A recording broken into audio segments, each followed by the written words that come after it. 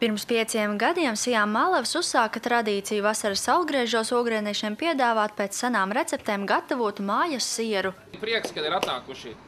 Toreizējā ideja par jaunu apvāršņu apgūšanu šobrīd ar uzviju pārtapusi realitātē. Līgo vakara priekšpusdienā svinīgi tika atklāta sieras iešteles ražotne Ogrē. Šodien mēs esam oficiāli atklājuši savu sieru ražošanas cehu. Mums ir patiesas prieks, ka mēs esam nofinišējuši, tikuši galā.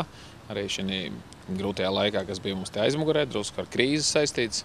Paldies DNB Nordbankai, paldies arī Lauka atbalsta dienestam, kas mums ir līdzējuši projektu ietvaros iegādāties iekārtas, lai mēs varētu šo jauno sieru ražotni palaist dzīvē. Bet, projektiņš mums gāja no 2008. gadā, mēs ielikām pamatus ēkai. Cerējām gada laikā tikt galā, bet krīze piemeklēja strauji, un tāpēc ir pagājuši 2 gadi.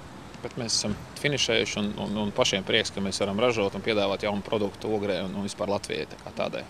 Atvēršanas pasākumā ražotnes namatājs Māris Leksdiņš gan sadarbības partnerus, gan draugus iepazīstināja ar siera gatavošanas procesu.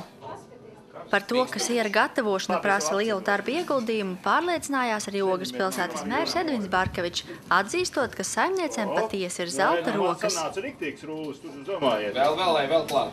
Vēl klāt var? Var, jā? Kā daudz vai mazāk?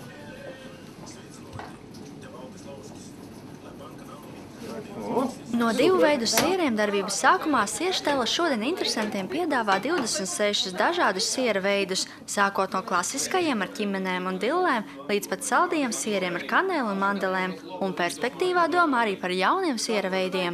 Jā, mēs pienu saņemam no zemnieku saimniecības Ogre, tepat Ciemupe. Pārējie produkti arī nāk tepat no Latvijas īstenībā. Viņi visi ir dabīgs, līdz ar to tā siera realizācijas termiņš arī nav liels 10-12 dienas. Tā kā, Jāatbalsta savējiem. Jāatbalsta savējiem. Pats svarīgākais ir jābūt.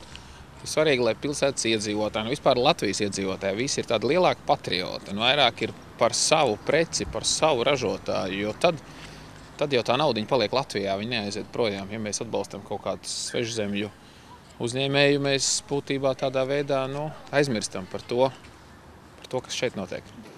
Jānorāda, ka pircējiem šobrīd visiecienītākie ir ķimeņu, kaltētu petersīļu un kanēļu sieri. Garšīgs sieriņš. Jūs jau pirms tam esat arī viņus jau degustējis un ēdus vai pirkus? Nē, es mājā pat taisu sieras. Jūs pati taisat, ja jūs tā varat novērtēt šos, vai viņi ir tādi? Vien, ka varu. Sieras ir garšīgs. Kurienes? Šis ļoti patīk. Kas ir tas, kas jums patīk tie sierās? Laiks. Mutē kūst ārā. Man jau siera kā tāda patīk. Tāpēc es viņus tā, kur kaut kas jauns, tad vienmēr pārbaudu. Ir kaut kas tāds ēst redzēts ar tādu asiešādu un savu?